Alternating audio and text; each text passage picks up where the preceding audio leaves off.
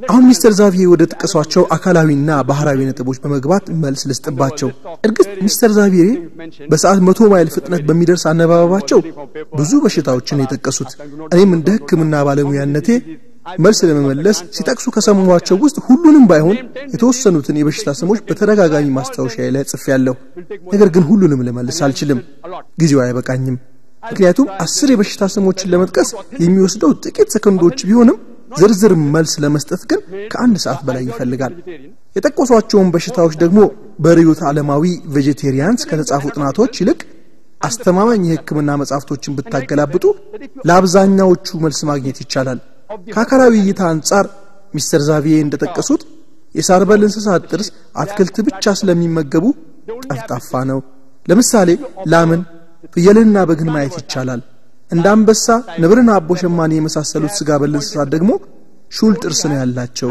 የሚመገቡትም ስጋን ብቻ ነው ነገር ግን አትክልት ብቻ የማይመገቡ በሚል መገለጽ የለባቸውም ስጋ በል ነው መባል ያለባቸው ምክንያቱም ስጋ በል በሚለውና አትክልት ብቻ የማይመገቡ በሚለው መካከል ልዩነት አለ አትክልት ብቻ የማይመገቡ የሚለው ሲያሜ ለኦምኒቨረስ ስጋ አትክልትም የሚመገቡ ለሆኑት ሰዎች የሚሰጥ ሲያሜ ነው የሰዎችን የጥርስ አደረጃጀት ካያችሁ ደግሞ ጠፍጣፋም ሹልም ጥርስ ነው ያላቸው ታዲያ ፈጣሪ አምላካችን አትክልት ብቻ እንድንበላ ከፈለገ ለምንድነው ሹልም ጠፍጣፋም ጥርስ የሰጠን ይህ መመለስ ያለበት ጥያቄ ነው ለዚህ ደግሞ ሚስተር ዛቪዬ የሰው ሹል ጥርስ ከውሾች ሹል ጥርስ ጋር ሳይሆን ከዝንጀሮዎች ሹል ጥርስ ጋር ነው የሚመሳሰለው ብለዋል ይሄ ግን የቃሉን ሳይንሳዊ ትርጉም ጠንቅቀው ለማወቃቸውን የሚያሳየው ካኒን ክራንቻ ሹል ጥርስ የሚለው ቃል የመጣው ካናናስ ከተባለው የላቲን ቃል ሲሆን ትርጉሙም ከውሻ የሆነ የውሻ እንደማለት ነው የሚያሳየው የውሻና እንደ ተኩላ የመሳሰሉ ዝርያዎችን የጥርስ አይነት ሲሆን ስያሜውንም የሰጡት ሳይንቲስቶች ናቸው ክራንቻ ጥርስ ሲባል ለመግለጽ የተፈለገው የውሻን ጥርስ ሳይሆን የዝንጀሮና የጦጣን ሹል ጥርስ ነው ብሎ መከራከሪያቸው የሚገፉ ከሆነ ደግሞ ስተት እንደሆነ ከመናገር በተለየ ለክርክር ስል እሳቸው ባሉት ተስማምቼም ቢሆን ለራታቸው ይችላልው የዝንጀሮን ጥርስ ነው የሚያመለክተው ከተባለ ታዲያ ዝንጀሮዎች ራሳቸው አትክልት ብቻ ተመጋቢዎች አለመሆናቸውን አያውቁም እንዴ አዎ ዝንጀሮዎችና ጦጣዎች ሰውነታቸው ላይ ያሉትን ቅማሎች ይበላሉ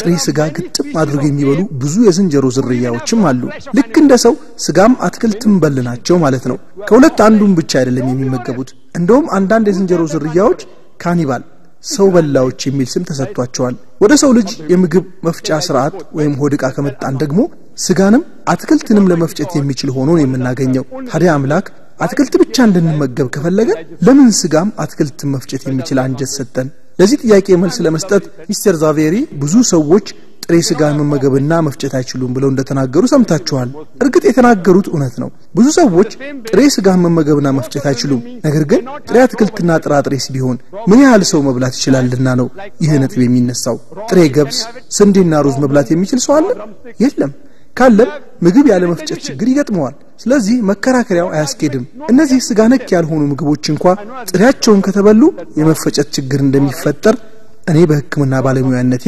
ላረጋግጥላችሁ ይችላልው ስለዚህም መቀቀል ወይም መብሰል አለባቸው ስጋም ቢሆን በቀላሉ እንዲፈጭልን ስንል ነው አብስለን የምንመገበው ይህም ሆኖ ግን ጥሬ ስጋ ችግር ሳይገጥማቸው መብላት የሚችሉ ሰዎች አሉ ለምሳሌ ኤስኪሞ የሚባለው የሰው ዝርያዎችን ጠቅሰዋል ነገር ግን የቃሉን ግንድ አልነገሩንም ኤስኪሞ ማለት ትርጉሙ ራሱ ጥሬ ስጋ የሚበላ እንደማለት ነው ስለዚህም ከልምድ የተነሳ ጥሬ ስጋ መመገብ የሚችሉ ሰዎች እንዳሉ እንረዳለን ልክ በዚህ መልክ አንድ ሰው ጥሬ ስንዴና ሩዝ ለመብላት መለማመድ ከጀመረ ቀስ በቀስ ይሳካለታል አብዛኛው ሰው የተወሰኑ ጥሬ አትክልትና ጥራጥሬዎችን መብላት አይችልም ይህ ማለት ግን ጥሬ ሩዝና ጥሬ ስንዴ መብላት የለበትም ማለት አይደለም በተጨማሪም ሳርና አትክልት በል እንስሳት አንጀታቸው ውስጥ ሴሉሎስ የሚባል ኬሚካል ሲሆን ዋና ተግባሩ አትክልት ውስጥ ያለውን የሴሉሎስ ንጥረ ነገር እንዲፈጭ ማድረግ ነው ሰዎች ግን የሴሉሎስ የሚባል መፍጫ ኬሚካል የለንም ለዚህ ነው አትክልት ነክ ምግብ ስንመገብ ውስጡ ያለው ሴሉሎስ ስለማይፈጭ ጥቃቅን ገመድ በሚመስል መልኩ አንጀታችን ውስጥ የሚጠራቀመው ጥቅምም ላይ አይውልም በሌላ በኩል ግን ሌፔዝ ትራፔዚስና ኬኖትራፔዝን የመሳሰሉ ስጋ የሚፈጩ ኬሚካሎች በሰው አንጀት ውስጥ አሉ ታዲያ አምላካችን ስጋን በላ ዘንድ የማይፈልግ ከሆነ ለምን ይህን ሁሉ ስጋ መፍጫ ኬሚካል ሰጠን ወሬላው ነጥብ ስንገባ የመጀመሪያው ትምህርት አቅራቢም ሆነ ተጋባዡ እንግዳ ያነሱት አንድ ነጥብ አለ።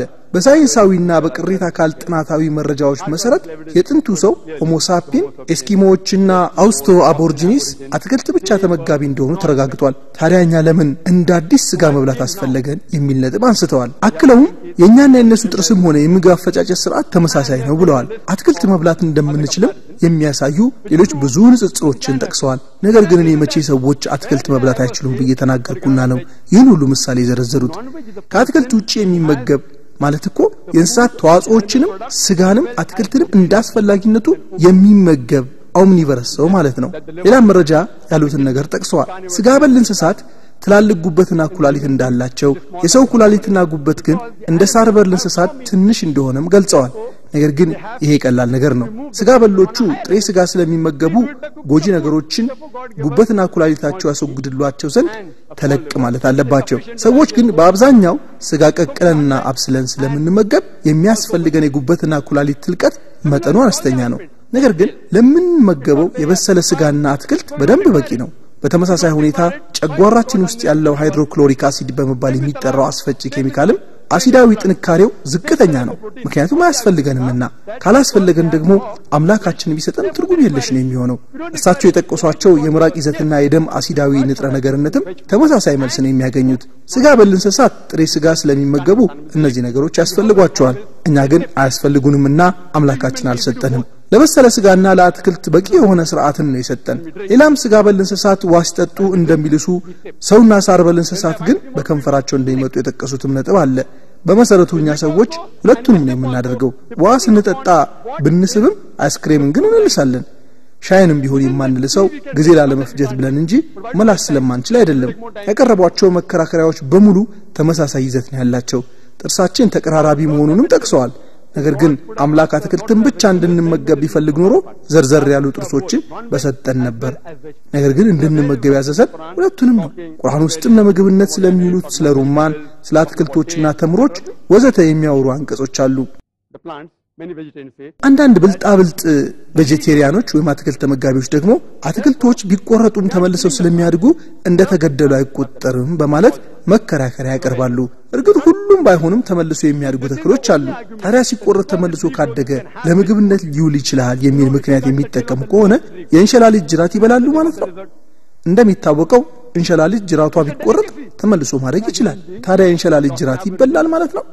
እንደውም የአውስትራሊያ አቦርጂን ጎሳዎች የእንሸላሊት ጅራት መብላት ይወዳሉ። ታዲያ ቬጀቴሪያኖችም ይበላሉ ወይ የሚል ጥያቄ ከተነሳ መልሱ አይበሉም ነው። እያደረኩ ያለሁትን እያስተዋላችሁ ነው። ክርክር ስለሆነና መመለስ የግድ ስለሆነ እኔም ራሴ ልክ እንደ ጠበቃ መሟገት ግድ ሆኖብኛል። ምንም እንኳን ዛሬ እዚህ የተሰበሰብነው የበለጠ እንድንግባባና ግንኙነታችን እንዲጠናከር ቢሆንም እያፈርኩም ቢሆን እንደ ጠበቃ ለመሟገት ተገድጃለሁ።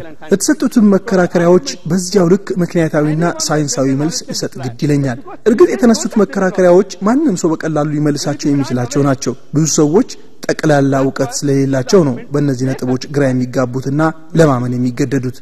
በእነዚህ መጽሐፎች ውስጥ የቀረቡት መረጃዎች አንድም ሳይቀር ስህተትነታቸው ሊረጋገጥ የሚችሉ ናቸው። ስጋ ስለመመገብ 100 እውነታዎች የሚለው ይህ መጽሐፍ ለምሳሌ በኔሚቻድ የተጻፈ ሲሆን የጃይኒ ኦርጋናይዜሽን እና የህንድ ቬጀቴሪያን ጉባኤ የሚያሰራጩት ነው። እነዚህ ሁለት መጽሐፎች ደግሞ ከሚስተር ዛቬሪ የተሰጡኝ ሲሆኑ እንቁላል ስለመመገብ 100 እውነታዎችና ቬጀቴሪያን ወይስ ኢቬጀቴሪያን የሚል ርዕስ አላቸው። ሶስቱም ውስጥ ያሉት መከራከሪያዎች በሙሉ ግን በቂ መልስ ያላቸውና የተሳሳቱ ናቸው።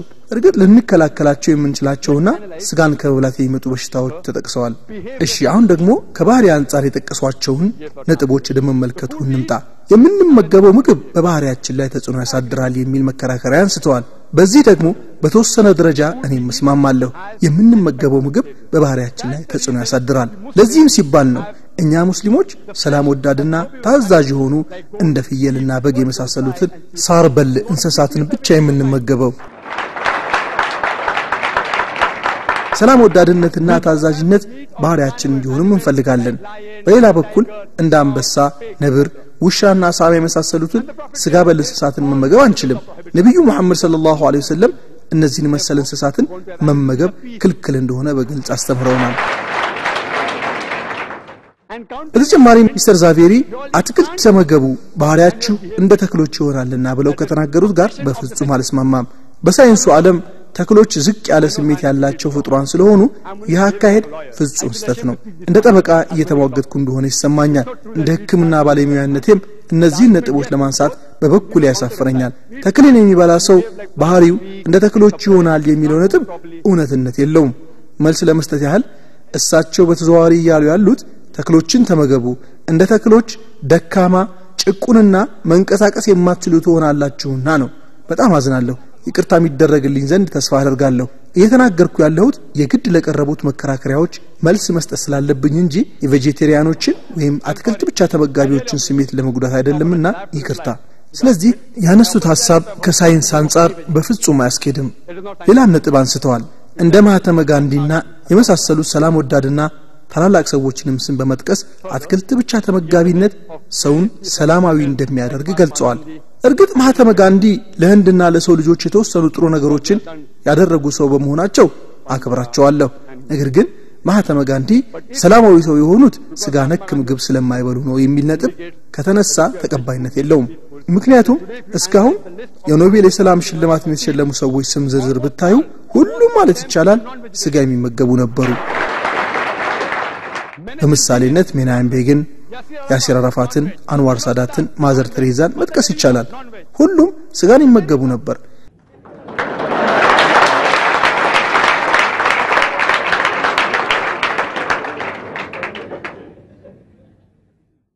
እዚሁ ላይ ሌላ ጥያቄ እናንሳ ከተባለ ደግሞ አንድ ጥያቄ ልጠይቅ።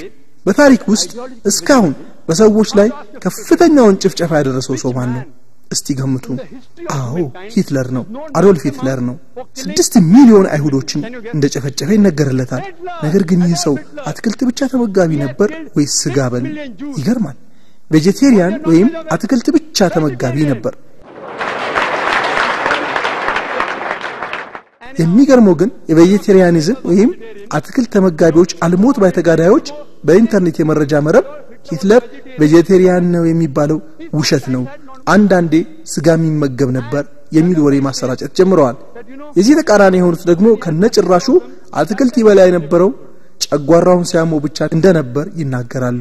እንደ እውነቱ ከሆነ ግን ከሳይንሳዊ አረዳድ አንፃር የሂትለር የአመጋገብ ልማድ 6 ሚሊዮን አይሁዶችን ከመግደሉ ጋር የተያያዘ ነው ብዬ በፍጹም አላምንም። ከነጭራሹ ትክክለኛው የቱ ታሪክ እንደሆነ ለማጣራት ፍላጎቱም የለኝም። ምክንያቱም እንደ ሕክምና ባለሙያነቴ ይህ አመለካከት ሚዛን ሊደፋ እንደማይችል አውቃለሁ። ወደ ጨፍጫፊነት ያሸጋገሩት ሌሎች ምክንያቶች እንጂ የአመጋገብ ባህሉ አይደለም።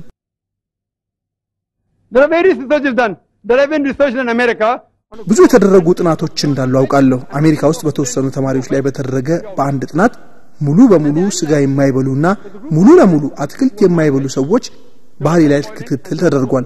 በመጨረሻ ጥናታቸውን ያጠናቀቁት ግን ስጋ ብቻ ይመገቡ የነበሩት ተማሪዎች አትክልት ብቻ ይመገቡ ከነበሩት ተማሪዎች ይልቅ ሰላማዊና ተግባቢ እንደሆኑ በመግለጽ ነው። ነገር ግን ይህም ቢሆን ጥናት እንጂ ሳይንሳዊና የተረጋገጠ እውነታ ስላልሆነ እንደ ዋነኛ መረጃ ልጠቀምበት አልችልም። ምክንያቱም እኔ አንዳንዴ ክርክር ውስጥ ሲሆን እንደ ጠበቃ በመዋገትም የሕክምና ዶክተርነቴ የበለጠ ያመዝንብኛል። እናም ጥናቶችን በብዛት አልጠቅስም። ሚስተር ዛቬሪ ከጠቀሷቸው ማስረጃዎች አብዛኛው ግን ከጥናቶች የተወሰዱ ናቸው። በጠቅላላው ስጋ ነክ ምግብ መከልከል አለበት የሚል አንድም እንኳን የሕክምና መጽሐፍ የለም። ይህንን የሚሉት አሜሪካን ውስጥ እንደተደረገው አይነት እዚህ ግቡ የማይባሉ ትናንሽ ጥናቶች ናቸው። ሚስተር ዛቬሪ አትክልትን መመገብ ብልህ ያደርጋል በማለት እንደ አልበርት አንስታይንና አይዛክ ኒውተንን ወዘተ ያሉ ስሞችን ጠቅሰዋል። አሁንም በድጋሚ ጠቅሳለሁ። ከኖቤል ሽልማት ተሸላሚዎች ውስጥ ሁሉም ማለት ይቻላል ቬጀቴሪያን ወይም አትክልት ብቻ ተመጋቢ አልነበሩም። አብዛኛው ማለት ነው። የእንስሳት ባህሪ አጥኚዎች እንደሚሉት ከሆነ ስጋ በል እንስሳት ከሳር በል እንስሳት ይልቅ ብልጥ መሆናቸውን ገልጸዋል። ምክንያቱም ምግባቸውን አድነው ለመያዝ ከሚታደነው እንስሳ የበለጠ ብልህ ሆነው መገኘት አለባቸው። ነገር ግን ይህን መሰረት አድርጌ ስጋ መብላት ብልጥ ያደርጋል ብዬ አልናገርም። ምክንያቱም እነዚህን መሰል ነገሮች በሰው ባህሪ ላይ ተጽዕኖ ያሳድሩም። አመጋገብ ተጽዕኖ ቢኖረውም በእነዚህ አይነት ነገሮች ደረጃ አይደለም ለውጥ የሚኖረው። በተመሳሳይ ሁኔታ ሌሎች መከራከሪያዎች ሚዛን የሚደፉ አይደሉም። ወደ ሌሎቹ ስንመጣ አንዳንድ ሰዎች ከአትክልት ውጪ ያሉ ምግቦችን መብላት ለጥንካሬ ጥሩ ነው የሚባለው ነገር ውሸት ነው በማለት ይናገራሉ። ነገር ግን ስጋ ለጤንነትና ለጥንካሬ በጣም አስፈላጊ እንደሆነ በደንብ የተረጋገጠ አስተማማኝ በሆኑ የሳይንስ መጻፎች ውስጥ ሁሉ የተጠቀሰ እውነታ ነው። ነገር ግን ስጋ መብላት ልንከላከላቸው የምንችላቸው የሆኑ በሽታዎችን የሚያመጣ መሆኑ የማይታበል ሐቅ ነው። ስለ ሰውነት ገንቢ ንጥረ ነገሮችና ስለ ስጋ ደግሞ ወደፊት የሚመጣበት ይሆናል። አሁን ግን ላቀረቡት አንዳንድ አስቂኝ መከራከሪያዎች መልስ መስጠት እፈልጋለሁ።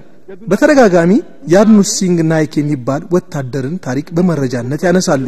ታሪኩ ጎቢናስ አገርዋል በጻፈው ቬጀቴሪያኒዝም ወይስ ኢ ቬጀቴሪያኒዝም አንተው ምረጥ በሚለው መጽሐፍ ውስጥ ጠቅሶታል። ይህ ከላይ የተጠቀሰው አትክልት ብቻ ተመጋቢ ወታደርን በጦር ካምፕ ውስጥ ከሁለት ስጋ የሚመገቡ ወታደሮች ጋር ታግሎ እንዳሸነፈና ይህን የሚያሳየው ስጋ አለመብላት ጥንካሬ እንደሚያጎናጽፍ እንደሆነ በኩራት ይናገራሉ። ነገር ግን በእውነቱ ለዚህ መከራከሪያ መልስ የምሰጠው በጣም ያፈርኩ ነው። በጣም ያሳፍራል። በዓለም ላይ ካሉት የነጻ ትግል ሙያተኞች ውስጥ እጅግ ጥቂቶቹ በስተቀር ስጋ ተመጋቢ መሆናቸው እየታወቀ እንዲህ አይነቱ መከራከሪያ መጥቀስ በጣም ያሳፍራል።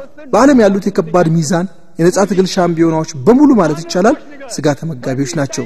በሰውነት ጡንቻ ውድድር ደግሞ ታዋቂ የሆነውን ሶስት ያስታውሱ። አርኖልድ ሸዋዚንገርን ብትወስዱ 13 ጊዜ የዓለም የቅርጽ ውድድር ሻምፒዮን ሆኖ ቆይቷል። 7 የሚስተር ኦሎምፒያ፣ 5 የሚስተር ዩኒቨርስና 1 ሚስተር ወርልድ የሚል ስም ተሰጥቶታል። አመጋገቡስ እንዴት ነበር? ስጋ የሚመገብ ሰው ነበር። ቦክሰኛው መሐመድ አሊስ ምን ነበር? ስጋ ተመጋቢ። ማይክ ታይሰንስ ስጋ ተመጋቢ ነበር። በዚህ ላይ ደግሞ ስጋን መመገብ ጥንካሬ እንደሚሰጥ በሳይንስ ተረጋግጧል። ለዚያም ነው ከህመሙ ለሚያገግም ሰው ስጋ እንዲመገብ ሐኪሞች የሚመክሩት። ስጋ ብቻም ሳይሆን እንቁላልም ሊታዘዝለት ይችላል። ያንን ግን በኋላ መለስበታለሁ። ከዚያም እንደ ማስረጃነት የሚጠቅሱት ፕሮፌሰር ራሙርቲ የሚባልን የነጻ ትግል ስፖርተኛ ነው። በዓለም ዙሪያ ታዋቂ እንደሆነ ይናገራሉ። እስቲ ከመካከላችሁ ስሙን ሰምቶ የሚያውቃለ? ሰምታችሁ ታውቃላችሁ? ፕሮፌሰር ራሙርቲ ስሙን እሺ ከናንተ ማንንም አያውቀውም ማለት ነው። በዓለም ዙሪያ ታዋቂ ስለመሆኑ ዜና እንዴት እንደሰሙ እንግዲህ አላውቅም። ሌላ የጠቀሱት ምሳሌ ደግሞ ለንደን የሚኖረው አትክልት ብቻ ተመጋቢ ፓራጅሚት ሲንግን ነው። ይህ ሰው በቀን 2000 ያህል ጊዜ ያለማቋረጥ ገመድ እንደሚዘልና ይህንንም ስፖርታዊ ጥንካሬውን ያገኘው ቬጀቴሪያን ወይም አትክልት ተመጋቢ ብቻ በመሆኑ እንደሆነ ጠቅሰዋል። በመኩሌ ሳይንሳዊ መረጃ ተብሎ የቀረቡት እኚህ መሆናቸው በራሱ በጣም አሳፋሪ እንደሆነ ይሰማኛል። እዚሁ አጠገቤ ለዛሬ ይዤ የመጣሁትን የጊነስ ቡክ ኦፍ ሪከርድስን መጽሐፍ አይታችሁ ልታረጋግጡ ትችላላችሁ። በሰውነት ግንባታ በአትሌቲክስም ሆነ በ100 ሜትር ፈጣን ሩጫ የዓለም ሪከርድ የጨበጡትን ሰዎች የአመጋገብ ልማድ ብታዩ ከ80 እስከ 90% የሚሆኑት ስጋ ተመጋቢዎች ናቸው። ሌላው ቀርቶ በግምት እንኳን እየከፈታችሁ ብታረጋግጡ ውጤቱ ከዚህ የዘለለ አይሆንም። ነገር ግን እነዚህ ስፖርተኞች ይህንን ድል የተቀዳጁት በአመጋገብ ልምዳቸው ብቻ ነው ብል ጽንፈኝነት በመሆኑ አልለውም። ጥቂት ድሎችን ከአመጋገብ ጋር ሊያያይዙት ቢችሉም ሁሉም ግን አይሆኑምና አቅራቢው በተጨማሪ ያነሷቸው መከራከሪያዎችም አሉ። እሳቸው እንዳሉት ከሆነ የስጋ በል እንስሳት በሌሊት የማየት ችሎታና የማሽተት ችሎታ እጅግ ከፍተኛ ነው። የሳር በል እንስሳትና የሰው የማየትና የማሽተት ችሎታ ግን ዝቅተኛ ስለሆነ ስጋ መብላት እንደሌለብን ተናግረዋል። ነገር ግን ስጋ በል ያልሆኑና የማሽተት ችሎታቸው እጅግ ከፍተኛ ሆኑ እንደ ንብ ያሉ እንስሳት አሉ። በሌሊት የማየት ችሎታቸው በዛኛው ያህል ከፍተኛ ነው። አያችሁ፣ እነዚህ መከራከሪያዎችም ፍጹም ሳይንሳዊ አይደሉም። ምናልባት ግን ይህ ምክንያታዊ በሆነ መንገድ ሰዎችን ለማሳመን ለክርክር ይጠቅሙ ይሆናል። ሌላ የሰጡት መከራከሪያ ደግሞ ስጋ በል እንስሳት የሚያሰሙት ጩኸት በጣም ሻካራና አስቀያሚ ነው፣ አትክልት በሎች ግን ይህን መሰል ድምጽ የላቸውም የሚል ነው። እስቲ አንድ ጥያቄ ልጠይቃችሁ። ከእንስሶች ሁሉ ሻካራና አስቀያሚ ድምጽ ያለው የትኛው ነው? አህያ አይደለም ነው። ነገር ግን አህያ ስጋ በል አይደለም። እዚህ ላይ ግን በምንም አይነት ስጋ መብላት ድምጽ ያለሰልሳል፣ አትክልት መብላት ደግሞ ያሻክራል ያልኩ እንዳልሆነ ይታወቅልኝ። ለምሳሌ የሙዚቃ አቀንቃኞችን ዝርዝር ብታዩ አብዛኞቹ ስጋ ተመጋቢዎች ሆነው ነው የምታገኙት። ስጋ ንክች የማያደርግም ብዙ ይኖራል። ነገር ግን ስጋ የማይበሉትን ዘፋኞች እንደ ምሳሌ በመጠቀም አትክልት ብቻ መመገብ ድምጽ መረዋ ያደርጋል ብሎ መከራከር ፍጹም ኢሳይንሳዊ የሆነ አካሄድ ነው። በእውነቱ እላችኋለሁ ለዚህ መልስ መስጠቱ ራሱ በጣም ነው የሚያሳፍረኝ። እሺ አሁን ደግሞ ከኢኮኖሚ አንፃር ስጋ መብላት የለብንም ሲሉ ወደ አነሱት ነጥብ እንለፍ። ስጋ መብላት ኢኮኖሚ እንደሚጎዳ ብዙ ስታቲስቲኮችን በመጥቀስ ይህን ያህል ካሎሪ፣ ይህን ያህል ፕሮቲን፣ ይህን ያህል ምናምን በሚሉ መረጃዎችን ጠቅሰዋል። በመሰረቱ ይህንን መረጃቸውን ከየት እንዳመጡት ፈጣሪ ብቻ ያወቀው። ይህን መሰረት በማድረግ 1 ኪሎ ግራም ፕሮቲን ለማምረት 7 ኪሎ ግራም አትክልት ለእንስሳው መቀለብ እንዳለበት ይህም ደግሞ የሚያሳየው የአትክልትን ከስጋ ይልቅ ርካሽ መሆን እንደሆነ ገልጸዋል። ነገር ግን ምግብ ሳይሆን ፕሮቲን ራሱ በኪሎ ግራም እንደሚለካ እኔ ራሴ ዶክተር ሆኜ ሳለ ገና ከሳቸው አፍ ዛሬ መስማቴ ነው። ግን እንዲሁ ለክርክር ልስማማላቸው 2 ሲደመር 2 5 ነው ለሚለኝ ሰው ለክርክሩ ያህል እሺ ይሆንልህ እለዋለሁ።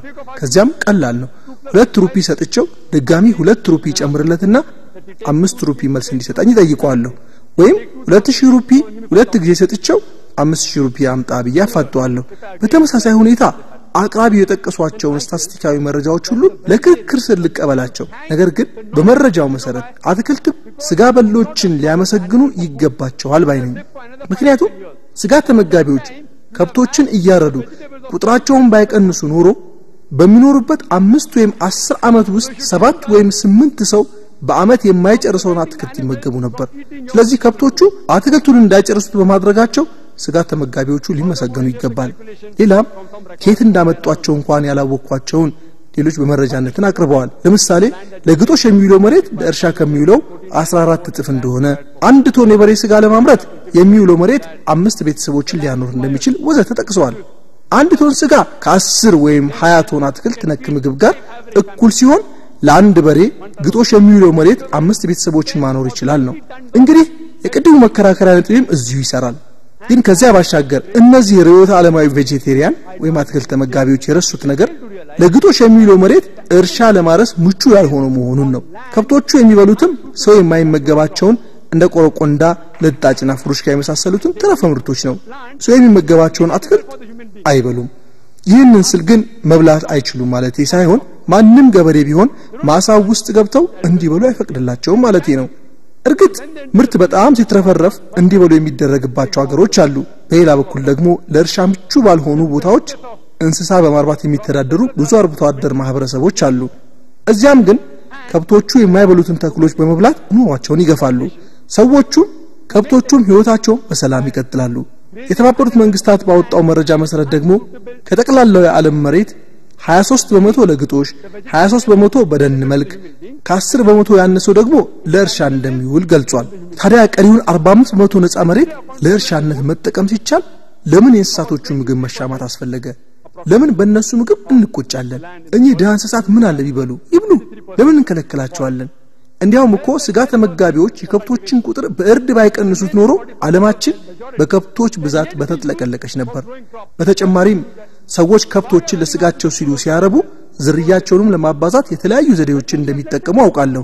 ነገር ግን ስጋ ተመጋቢዎች ካሁን ጀምሮ ለስጋ ከብት ማርባታቸውንና እንስሳትን ማረዳቸውን ቢያቆሙ እንኳን የከብቶቹን ቁጥር ከመጨመር በስተቀር አይቀንሰውም። እንዴት ካላችሁ ቀላል ነው። የሰው ልጆችን ቁጥር ለመቀነስ የቤተሰብ ምጣኔ፣ የወሊድ ቁጥጥር ወዘተ እየተደረገም እንኳን የሰዎች ቁጥር እጅጉን እየጨመረ ነው። የከብቶች የወሊድ ቁጥጥር የሚባል ነገር ግን ስለሌለና የከብቶች የእርግዝና ጊዜ ከ5 እስከ 8 ወር ስለማይበልጥ በፍጥነት ይራባሉ። ስለዚህ ማርባታችንንም ሆነ ማረዳችንን ብናቆምም ቁጥራቸው ይጨምርና በጥቂት 10 ዓመታት ውስጥ ከባድ ችግር ይገጥመናል። ይታያችሁ፣ የሰው ቁጥር መብዛት ሳይሆን የከብቶች ቁጥር መብዛት ችግር። ታዲያ ይሄ ችግር እንዴት ሊፈታ ነው?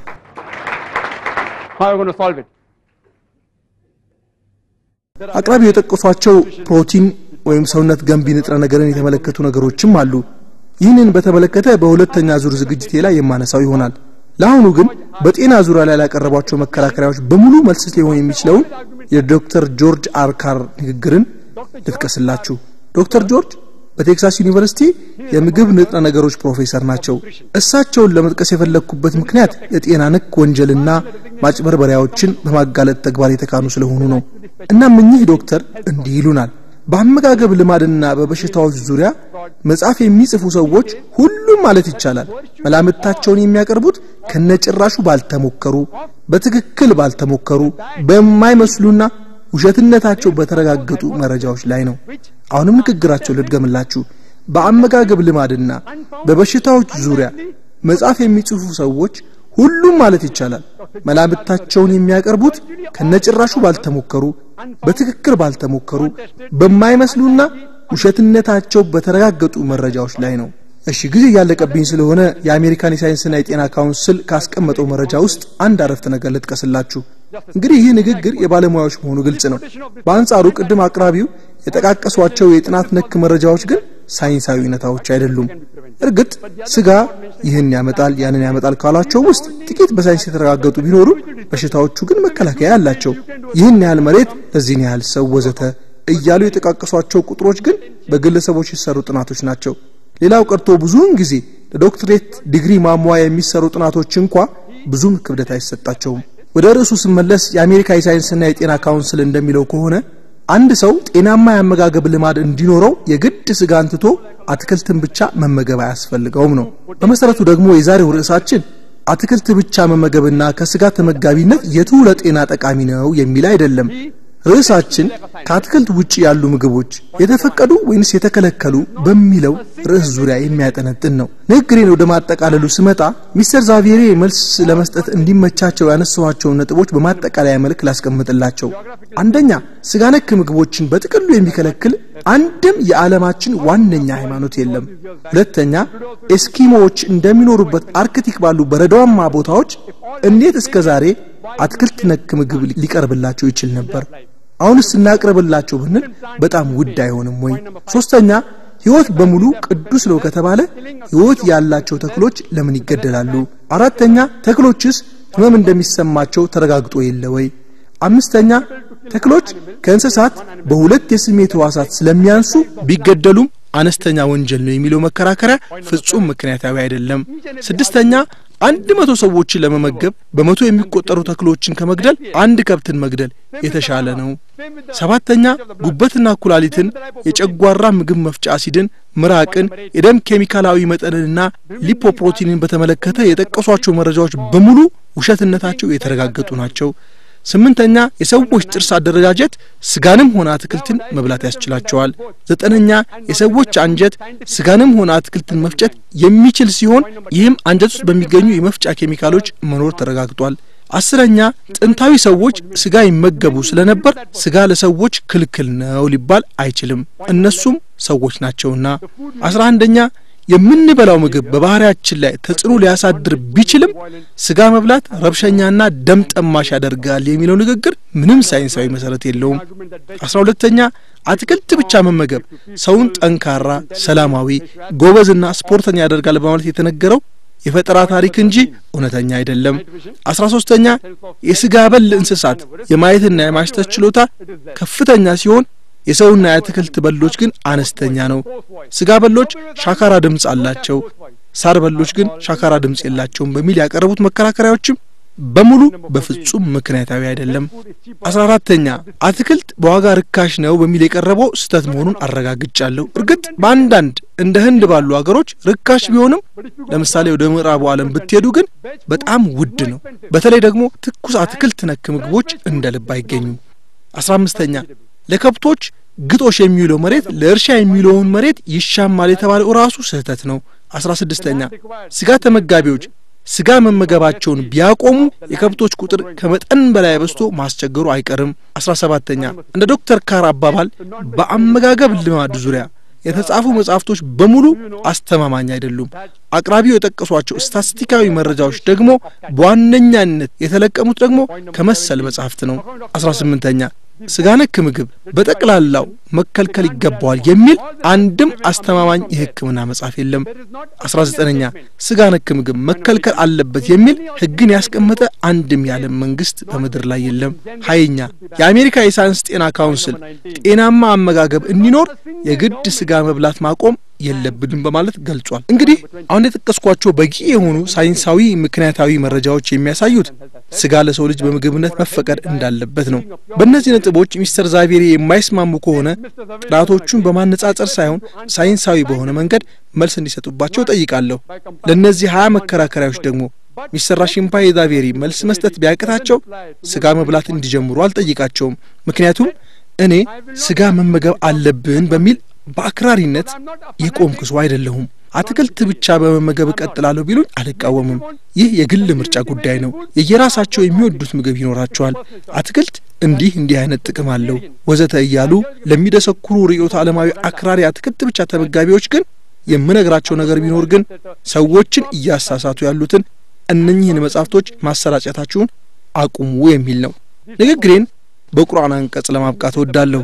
ሱረቱ ነህል ምዕራፍ 16 አንቀጽ 125 ላይ እንዲህ ይላል፣ ወደ ጌታ መንገድ በጥበብና በመልካም ግሳጼ ጥራ፣ ከነርሱም ጋር በዚያች ይበልጥ መልካም በሆነች መንገድ ወይንም ስልት ተወያይ። ወአኺሩ ዳዕዋና አኒል ሐምዱሊላሂ ረቢል ዓለሚን።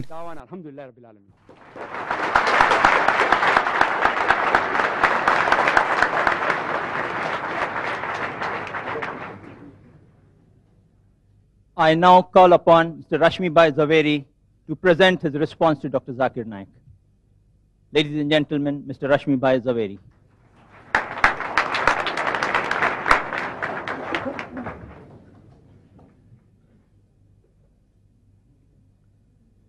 First of all, I really thank በመጀመሪያ ደረጃ ዶክተር ዛኪር ናይክ አትክልት ብቻ ተመጋቢ ሆኖ ለመቅረት ወይም ስጋ ለመመገብ ምርጫ ስለሰጡን ለማመስገን ወዳለሁ።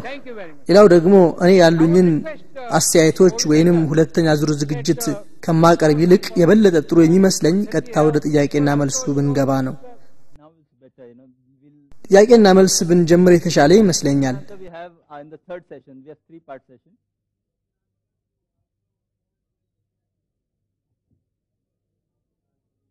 Yes, Mr. Zaveri, you can continue.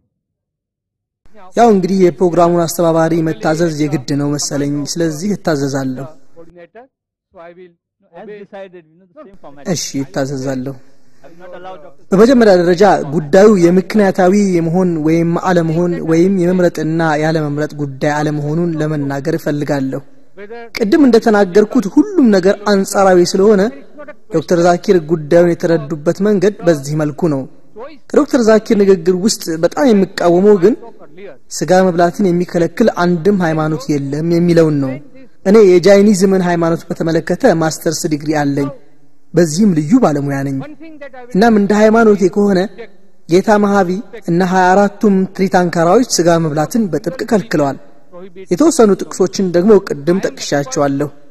አያችሁ፣ ዶክተር ዲን ኦርኒሽ ያቀረቧቸው መከራከሪያዎች በዋነኛነት የተመሰረቱት ስጋ ነክ ምግብ ከመጠን በላይ የሆነ ፕሮቲን ወይም ኮሌስትሮልና ሳቹሬትድ ፋት በመያዙ ላይ ነው። ለዚያ ነው ለጤናማ የአመጋገብ ልምድ አትክልት ብቻ መመገብ የግድ ነው ሲሉ የተናገሩት። ተክሎችም ህይወት አላቸው የሚለውን መከራከሪያ ደግሞ እቀበላለሁ።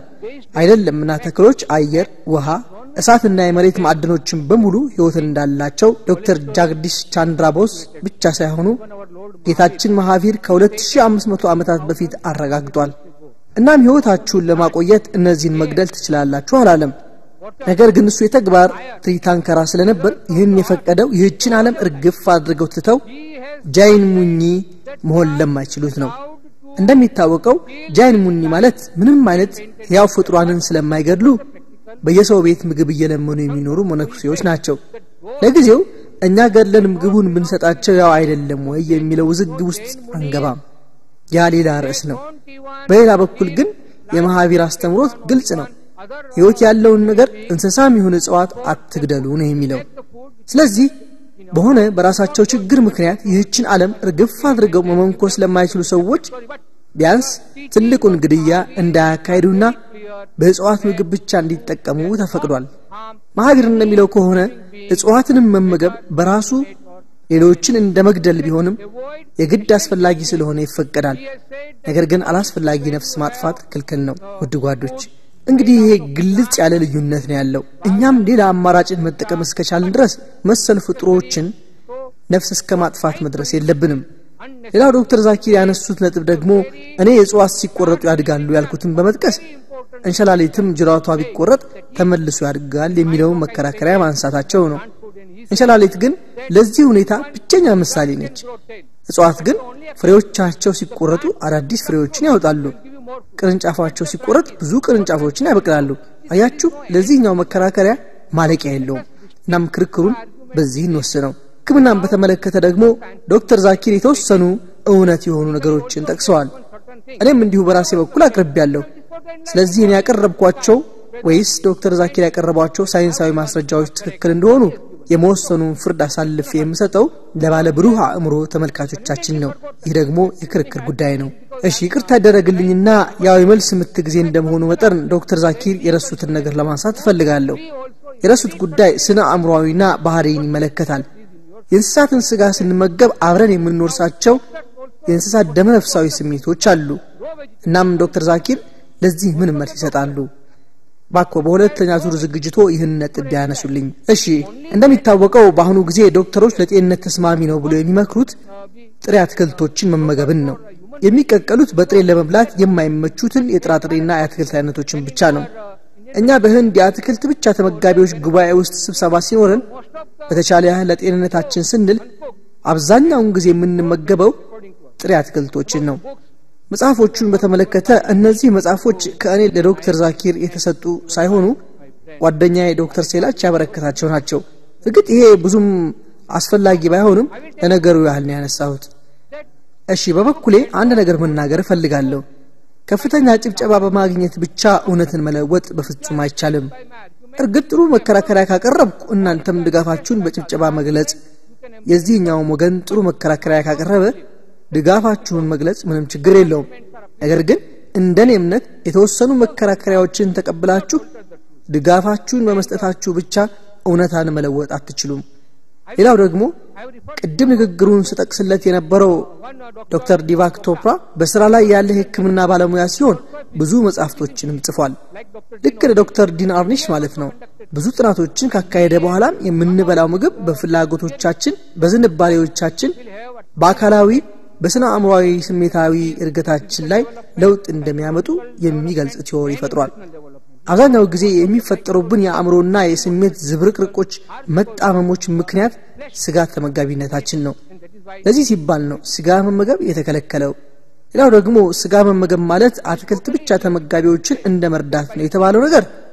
ፍጹም ምክንያታዊ ነው ተፈጥሮ በራሷ ምን ማድረግ እንዳለባት ስለምታውቅ ስለከብቶች ቁጥር መብዛት መጨነቅ የለብንም ችግሩን የፈጠረው ለስጋ ስንል ከብቶችን ማርባታችን ነው ይህንን ግን እርግፍ አድርገን ከተው ጫካ ውስጥ ተፈጥሮ ሚዛኗን እንደምትጠብቀው ስለሚሆን ምንም መጨነቅ አይኖርብንም እሺ አሁን ደግሞ ሚስተር ትሬቪዴ ጭምር ያነሱትን ታሪክ በተመለከተ ለዶክተር ዛኪር መናገር የሚፈልገው ነገር ከጃይኒዝም ሃይማኖት ታሪካዊ መረጃ አንፃር ከታሪክ በፊት ይኖሩ የነበሩ ሰዎች በዛፍ ስር ተጠልለው ይኖሩ ስለነበር ለአደን መውጣት ሳያስፈልጋቸው ፍራፍሬዎችን ብቻ ነበር የሚበሉት እሺ እንግዲህ ጓዶች ምንም እንኳን በሁለተኛው ዙር ለማቅረብ የተሰጠኝ ጊዜ ገና ያላለቀ ቢሆንም እኛ እርስ በርስ ከምንከራከር ይልቅ ተመልካቾች በጥያቄና መልስ መልኩ ቢሳተፉ ጥሩ ስለሚመስለኝ ንግግሬን ለማብቃት ወዳለሁ አመሰግናለሁ Thank you.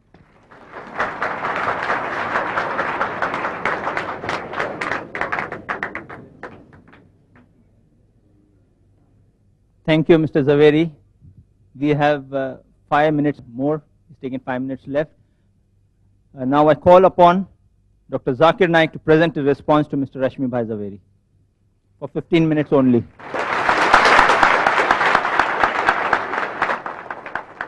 Alhamdulillah. Wassalatu wassalam. Ala Rasulillah wa ala alihi wa sahbihi ajma'in. Amma ba'd. A'udhu billahi minash shaitanir rajim. Bismillahir rahmanir rahim. Wa qul ja'al haqq wa zaqal batil. إن الباطل كان زهوقا ننزل من القرآن ما هو شفاء ورحمة المؤمنين ولا يزيد الظالمين إلا خسارة بسم الله الرحمن الرحيم رب اشرح لي صدري ويسر لي أمري واحلل عقدة من لساني يفقهوا قولي. Respected people on the dais and my respected elders and my brothers and sisters.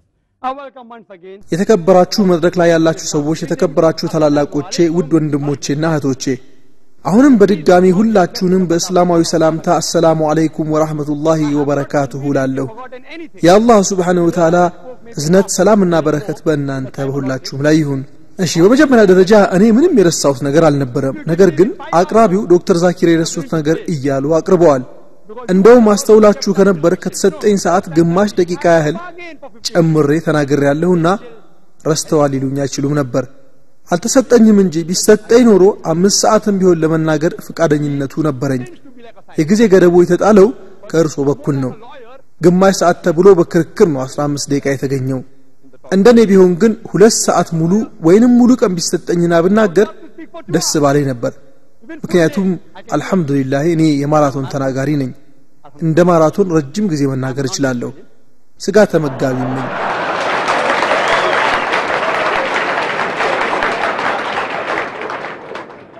Mr. Zaveri said, ሚስተር ዛቪሬ በዝግጅታቸው ዶክተር ዛኪር አንድም ሃይማኖት ስጋ መመገብን አይከለክልም ብለው ተናግረዋል ሲሉ ጠቅሰዋል። እኔ በፍጹም አንድም ሃይማኖት የሚል አልወጣኝም። አንድም ዋነኛ ሃይማኖት ነው ያልኩት። ዋነኛ ማለት አብዛኛው ሰው የሚከተለው ማለት ነው። መረጃ ካስፈለገ ደግሞ ንግግሬ ተቀድቷል። ዋነኛ ሃይማኖት ነው ያልኩት። ጃይኒዝም ደግሞ እርሶ ባበረከቱልኝ መጻፍቶችን መሰረት እንኳን ዋነኛ ሃይማኖት አይደለም። እንደሰጡኝ መጻፍት ከሆነ ህንድ ውስጥ የጃይኒዝም ሃይማኖት ተከታዮች ብዛት ከ1 በመቶ ያነሰ 0.4 በመቶ ነው። ታዲያ ይህ ዋነኛ ሃይማኖት ያስብለዋል? ይህ ደግሞ ህንድ ውስጥ ብቻ ነው። ወደ መላው ዓለም ከሄድን ደግሞ ቁጥር ውስጥም እንኳን የሚገባ አይደለም። ንግግሬ ግልጽ ያለ ነበር። የጃይኒዝም ሃይማኖትን በተመለከተ ደግሞ በእስላም ዙሪያ ብቻ ስለተወሰንኩ የፕሮግራሙ አስተባባሪ አይፈቅዱልኝም እንጂ መልስ በሰጠሁ ነበር። የንጽጽር ሃይማኖት ተማሪ እንደመሆኔ ለመመለስ ይችል ነበር። ወንድማችን ራሺም ባይ ዛቪሪ እኔ ከእንስሳት ስጋ ስለሚወረሰው ደመነፍሳዊ ስሜት እንዳልጠቀስኩ ገልጸዋል። ምናልባት አልሰሙኝ ይሆናል እንጂ እኛ ሙስሊሞች ሰላማዊ መሆን ስለምንፈልግ የምንመገበው እንደ በግና ፍየል የመሳሰሉ እንስሳትን ስጋ ነው ብዬ ተናግሬያለሁ። ሁሌ ንግግሬን የሚጀምረው ሰላም በእናንተ ላይ ይሁን እያልኩም ነው። ዶክተር ዲን አርኒሽ ታዋቂ ዶክተር የመሆናቸውን ጉዳይ በማንሳቶ አስተማማኝ መረጃ መሆኑን ለማሳየት ሞክረዋል። ነገር ግን እኔ እዚህ ላይ የምጠይቃቸው እሳቸው የጠቀሷቸው ዶክተር የጻፉት መጽሐፍ በሕክምና ትምህርት ቤቶች በማስተማሪያነት የዋለ ከሆነ እንዲጠቅሱ ነው። መልስ የሰጠሁበትን የአመጋገብ ልማድ መጽሐፍ ሳይሆን የሕክምና ማለቴ ነው። ዶክተር ዊሊያም ቲ ጃርቪስ እንደሚሉት ከሆነ ደግሞ ሳይንቲስቶችና የሕክምና ባለሙያዎች እንኳን ከአትክልት ብቻ ተመጋቢዎች ርዕዮተ ዓለም የተጠበቁ አይደሉም። እናም የጻፉት መጽሐፍ የአመጋገብ ልማድ መጽሐፍ ሊሆን ቢችልም የሕክምና መጽሐፍ ግን አይደለም። በበኩሌ እኔ ስናገር ጠንቃቃ ስለሆንኩ ቃላትን አላደበላልቅም። ዶክተር ዲን አርኒሽ የተባለው ዶክተር ደግሞ ምናልባት ታዋቂ ሰው ሊሆን ይችላል፣ አላውቅም። ስሙን ገና ለመጀመሪያ ጊዜ መስማቴ ነው። እኔ ግን አቅራቢውን የሚጠይቀው ይህ ዶክተር መጽሐፉ እንደ ሕክምና መጽሐፍ ብቻ ሳይሆን እንደ ሕክምና ማስተማሪያነት ይውል እንደሆነ እንዲያረጋግጡ ነው። ኮሌጅ ውስጥ በዚህ መልኩ ተፈላጊነት ካለው አስተማማኝነቱ ይረጋገጣል። ሌላው ደግሞ ተፈጥሮ የራሷን ሚዛን ስለምትጠብቅ እኛ መጨነቅ የለብንም ሲሉ ተናግረዋል። መጀመሪያውኑ የተጨነቁ ያሉት እኮ ራሳቸው ናቸው እንጂ እኛ አይደለንም። በተፈጥሯቸው ራሱ ስንገድላቸው ተመልሰው እንዲረቡ አድርጎ የፈጠራቸው አላህ Subhanahu Wa Ta'ala ነው። እና አንበሳና ነብር የመሳሰሉትን ለስጋ የማይበሉ እንስሳት እስኪጠፉ ድረስ ብንገድላቸው ግን ከምድረ ገጽ በጠፉ ነበር። ከብቶችን ግን አላህ Subhanahu Wa Ta'ala ሲፈጥራቸው በተለየ መልኩ ነው። እናም ይህን የአላህ Subhanahu Wa Ta'ala አደረጃጀት ካልተቀበልን ቁጥራቸው ከመጠን በላይ ይበዛል። ሌላው ደግሞ አንድ ተክል ተቆርጦ ቢበላም እናትየው አብራ ስለማትቆረጥ እና ተመልሶ ስለሚራባ ችግር የለውም ብለው ሰዎች ይናገራሉ ብለዋል። ታዲያ ይህ ከሆነ የላም ልጅ የሆነችው ጥጃና የፍየልና በግ ልጆች ቢበሉም ችግር የለም ማለት ነው። አዎ እናትየው ላም በህይወት አለች። ጥጃዎቿ አድገው ለመውለድ ሲደርሱ የመጀመሪያዋን እናት ላም መግደል እንችላለን ማለት ነው። እንግዲህ በዚህ ሎጂክ ብስማማ ተክሎች ሲቆረጡ ተመልሰው ከሚራቡት በላይ እንስሳት የበለጠ ይራባሉ። አቅራቢው ያነሱት ሌላ ነጥብ ደግሞ በሽታን መከላከል ከማዳን የተሻለ ነው የሚለውን ብሂል ሲሆን ተክሎችን መመገብ ለበሽታዎች መከላከያነት አስፈላጊ መሆኑን ለማሳየት ተጠቅመውበታል። ይህንን ግን እኔም በሆነ የምጋራው ነገር ነው። መቼ ነው እኔ አትክልት አትብሉ ያልኩት? ጥያቄው ደግሞ የየትኛው ምግብ ለጤንነት የተሻለ ነው የሚል ሳይሆን ከአትክልት ውጪ ያሉ ምግቦች መመገብ ለሰው ልጆች የተከለከለ ነው ወይስ የተፈቀደ ነው የሚል ነው። ለዚህ ማስረጃ ካላቸው ዶክተር እንደመሆኔ አስተማማኝ የሕክምና መጽሐፍ ዋቢ አድርጉልኝ ነው ያልኩት። ሩሽፓሽ ፋውንዴሽንም ሆነ የህንድ አትክልት ብቻ ተመጋቢዎች ጉባኤ ያቀረቧቸው መጽሐፍት ደግሞ መረጃቸው መሰረት የሌለው በደንብ ባልተሞከሩና ባልተረጋገጡ መላምቶች ላይ ተመሰረተ ነው። መከላከል በሽታን ከማዳን ይሻላል የሚለውን ብሂል እስላማዊ አተረጓጎምና አተገባበር ከፈለጉ ደግሞ ላቅርብላቸው። በእስላማዊው አስተራረድ ወይም ዘቢሃ መሰረት የእንስሳው ጉሮሮ አየር መውጫና የደም ስሮቹ አከርካሪው ሳይነካ ነው የሚቆረጡት። አከርካሪው ከተነካ ግን ወደ ልቡ የሚሄደው የነርቭ መስመሩ አደጋ ላይ ይወድቅና የልብ ጡንቻ መተሳሰር ይፈጠራል። አከርካሪው ካልተነጋ ግን ጉሮሮ አየር መውጫውና የደም ስሮቹ ተቆርጠው ልብ መምታቱን ስለሚቀጥል አብዛኛው ሰውነቱ ውስጥ ያለው ደም ወጥቶ ይፈሳል። ደም ደግሞ ዋነኛ የባክቴሪያና በሽታ አምጪ ተህዋሲያን መስፋፊያ መሆኑ የታወቀ ስለሆነ መፍሰሱ ጥሩ ነው። ይህንን ያስተራረድ ዘዴ ከተጠቀምን አቅራቢው ቅድም የጠቀሷቸውን አብዛኛዎቹን በሽታዎች መከላከል ይቻላል። ስጋውም ትኩስነቱን ጠብቆ ረዘም ላለ ጊዜ ይቆያል። ሰዎች ግን ባለማወቅ እስላማዊውን አስተራረድ ሲያዩ ይህማ ምህረት የለሽነት ነው፣ እንስሳው በዚህ መልኩ ከታረደ በህመም ይሰቃያል ወዘተ ሲሉ ይሰማሉ። ይህ ትክክል አይደለም። በዚህ አስተራረድ ወይም ዘቢያ መሰረት አንገት ላይ ያሉት የደም ስሮች ስለሚቆረጡ ወደ ነርቭ የሚሄደው ደም ስለሚቆም እንስሳው ምንም ህመም አይሰማውም። እንስሳው ግን ሊንፈራገጥ ይችላል። ለምን ከተባለ የሚንፈራገጠው ስለሚያመው ሳይሆን ደሙ ሲፈስ በእግሮቹ አካባቢና በሌሎች ሰውነቱ ላይ የደም እጥረት ስለሚፈጠርና ጡንቻዎቹ የተኮማተሩ መልሶ ስለሚፍታቱ ነው። ነገር ግን አንዳችም ህመም ሳይሰማው ነው የሚሞተው ያለ ምንም ህመም። ጥቅሙ ግን ከብዙ አይነት በሽታዎች መጠበቃችን ነው። በሁለተኛ ደረጃ ደግሞ ሚስተር ዛቪዬ ስሙን ባይጠቅሱም ብዙ አገሮች ውስጥ ከብት የሚያረቡት ነጋዴዎች ከስጋ ንግድ ብዙ ትርፍ ለማጋበስ ሲሉ ዴስ ወይም ዲያሴሮል ቤዝሴሮል የሚባል ሆርሞን ለከብቶቻቸው በመርፌ እንደሚወጉና እንደሚያደልቧቸው ጠቅሰዋል። ይህ ግን በእስልምና ክልክል ነው። ይህን መሰል ካርሲኖጂኒክ ሆርሞኖች የተወጋ እንስሳ በእስላማዊ የአስተራረድ ስርዓት ቢታረድም እንኳን ስጋውን መመገብ ክልክል ነው። በዘቢያ ታርዶም ሐራም እንጂ ሐላል አይሆንም። ደግሞ እነዚህን ሆርሞኖች የተወጉ እንስሳትን መመገብ ብቻ ሳይሆን የተከለከለው ስጋና የስጋ ተረፈ ምርት የሚመገቡ እንስሳትንም መብላት ጭምር ነው። ነብዩ መሐመድ ሰለላሁ ዐለይሂ ወሰለም ማንኛውንም ስጋ ተመጋቢ እንስሳ እንዳንመገብ ከልክለውናል። ስለዚህ እነዚህና እስላማዊ ህግጋቶችን በሙሉ ጠብቀን ስጋውን በደንብ አብስለን የምንመገብ ከሆነ ሚስተር ዛቪሬ የጠቆሷቸው በሽታዎች ሁሉንም ባይሆን አብዛኛዎቹ መከላከል እንችላለን። ከስጋ ነክ ምግቦች በጣም አደገኛ የሆነው የአሳማ ስጋ ሲሆን ከ70 በላይ በሽታዎችን በተመጋቢው ላይ የማምጣት አቅም አለው። ይታያችሁ ከ70 በላይ በሽታዎችን ያመጣል። ከበሽታዎቹ ውስጥ አንዱ አቅራቢው የጠቀሱት የልብ በሽታ ነው። የአሳማ ስጋ የጡንቻ ገንቢ ንጥረ ነገሮች ሳይሆን ስብ ገንቢ ንጥረ ነገሮችን ስለሚይዝ በደም ስሮች ግድግዳ ላይ በመጋገር የደም ስር መጥበብና ደም ግፊትን ወዘተ ያመጣል። ለዚህም ነው ቁርአን ውስጥ ከአራት ባላነሱ ቦታዎች ላይ በሱረቱል በቀራ ምዕራፍ 2 አንቀጽ 173፣ በሱረቱል ማኢዳ ምዕራፍ 5 አንቀጽ 3፣ በሱረቱል አንዓም ምዕራፍ 6 አንቀጽ 145 እና በሱረቱል ነህል ምዕራፍ 16 አንቀጽ 115 በእናንተ ላይ እርም ያደረገው በክትን፣ ደምን፣ የአሳማን ስጋ ከአላህ ውጪ በሆነ ስም ተወስቶበት የታረደን ስጋ ብቻ ነው በማለት የተከለከለው። ስለዚህ ይህንን ሐራም ስጋ ከተውን ብዙ በሽታዎችን መከላከል እንችላለን። ቁርአን በሱረቱ ጣሃ ምዕራፍ 20 አንቀጽ 81 ላይ ከሰጠናችሁ ሲሳይ መልካሙን ተመገቡ በእርሱም ወሰንን አትጣሱ ይላል። ሚስተር ዛቪሬ ቅድም የጠቀሷቸው በሽታዎች ደግሞ አብዛኛዎቹ ከመጠን በላይ በመመገብ የሚመጡ ናቸው። ከመጠን በላይ መመገብ ደግሞ ለአትክልት ምግቦችም ቢሆን ብዙ በሽታ ያመጣል።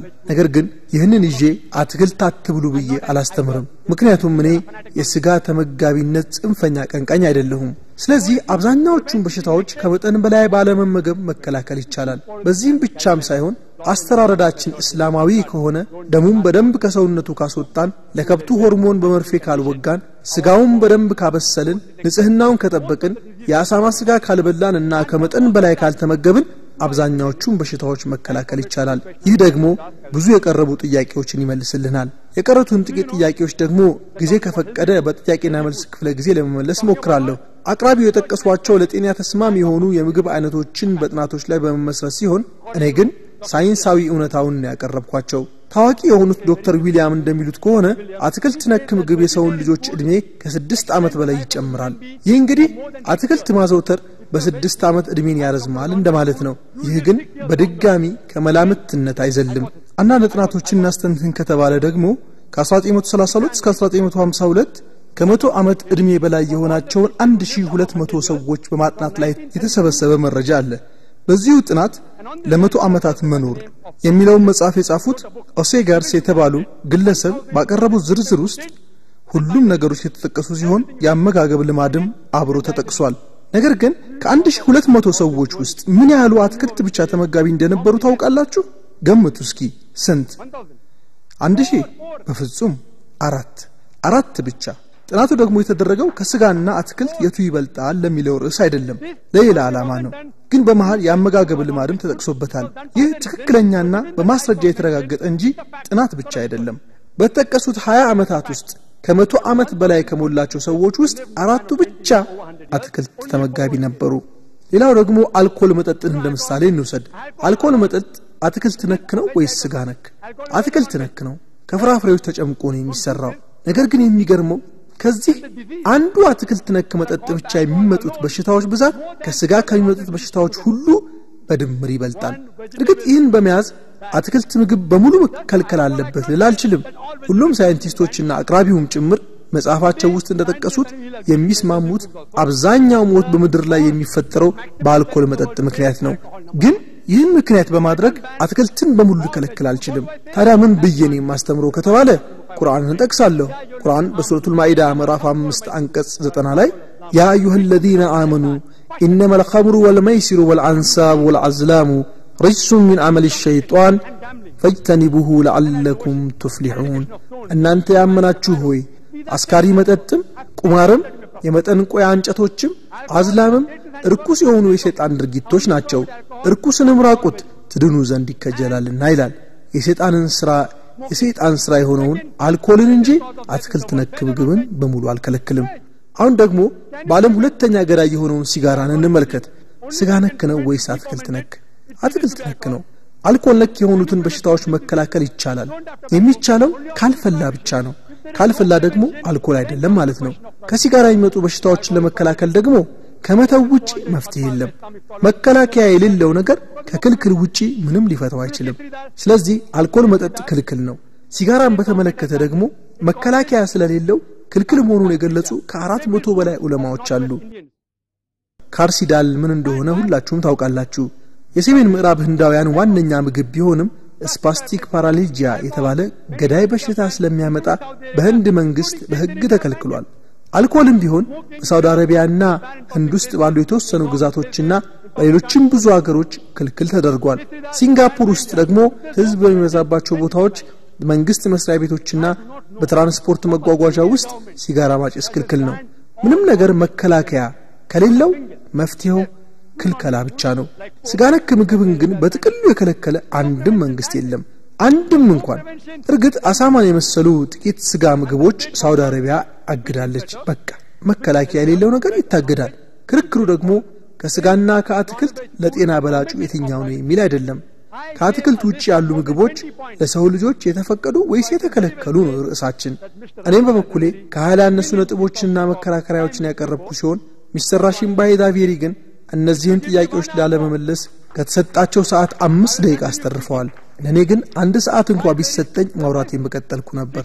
ለምሳሌ ዋይልድ ቤሪ ወይም የዱር ፍሬ፣ ስቲች ቢንስ በሙሉ ፍራፍሬ ቢሆኑም በጣም መርዛማ ናቸው። ዳቱራ መርዛማ ነው። ታዲያ መፍትሄው ምንድነው ከተባለ መልሱ ክልክል ነው የሚል ነው። ሌላው ቀርቶ ውሃ እንኳን ብዙ አይነት በሽታዎችን ያስተላልፋል። ኮሌራ፣ ታይፎይድ፣ ፓራታይፎይድ፣ አሜባ፣ ወስፋት፣ ፒንወርም፣ ዋይልድ ሄፓታይቲስ በሙሉ በውሃ ነው የሚመጡት። ቁጥራቸውም ብዙ ነው። ታዲያ ውሃ ክልክል ነው ማለት ያስችለናል? በፍጹም። ይልቁንም በሽታዎቹን እንከላከላለን። ውሃውን በማጣራት እንጠነቀቃቸዋለን። ወተትንም ብትወስዱ ብዙ በሽታዎችን ሊያመጣ ይችላል። ሺዚሊያ፣ ኮሌራ፣ ፓራታይፎይድ፣ ታይፎይድ፣ ሳምባ ነቀርሳ፣ ሳልሞኔሌሲስ፣ ብሩሶሎሲስ በጣም ብዙ መጥቀስ ይችላለሁ።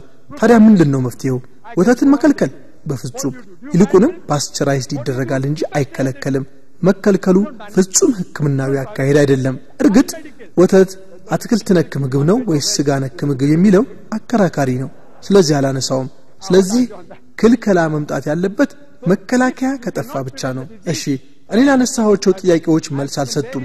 እናም ሁላችንም መረዳት ያለብን ነገር ስጋ ነክ ምግብን በጥቅሉ የከለከለ አንድም ሀገር የለም። ስጋ ነክ ምግብን በጥቅሉ የከለከለም አንድም ዋነኛ ሃይማኖት የለም። ስለዚህ ስጋ ነክ ምግብ ክልክል አይደለም፣ ይፈቀዳል።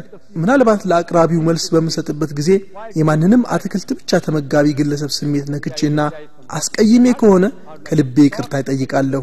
ንግግሬን በቅዱስ ቁርአን ጥቅስ ለማብቃት እወዳለሁ። ቅዱስ ቁርአናችን በሱረቱል ኢስራ ምዕራፍ 17 አንቀጽ 81 ላይ እንዲህ ይላል፣ እውነት መጣ ሐሰትም ተንኮታኮተ ሐሰት በባህሪው የሚንኮታኮት ነውና አበልም ይላል ወአኺሩ ዳዕዋና አልሐምዱሊላሂ ረቢል ዓለሚን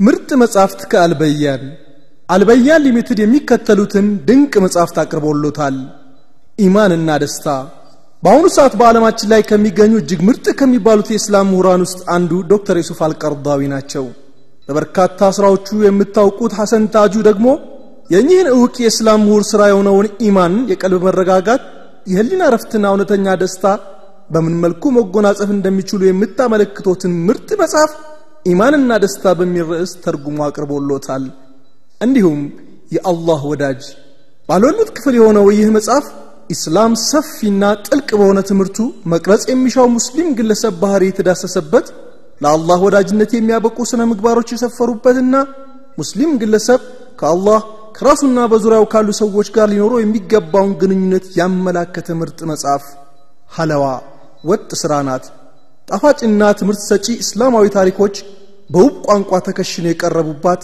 ምርጥ ስራ ናት ሁሉም ሊያነቧቸው የሚገቡ መጽሐፍት ናቸው በተጨማሪም ከአላህ ጋር ኢማንና ሰኪና ነፍስን ማስተካከል እስላማዊ ቤተሰብ የተሰኙ ምርጥ የቪሲዲ ካሴቶችንም አዘጋጅተናል አልበያን ሊሚትድ መጽሐፍትና ካሴቶችን በኑር ኦዲዮ ቪዥዋል በአልአቅሳ እስላማዊ ካሴት መሸጫ መደብርና በአሊማም ሻፊዒ ኦዲዮ ቪዥዋል እንዲሁም በሌሎችም የመጽሐፍት መደብሮች ያገኙዋቸዋል አድራሻ ስልክ ቁጥር 0913 878788 0911 615429 የመልእክት ሳጥን ቁጥር 1292 ኮድ 1033 አዲስ አበባ ኢትዮጵያ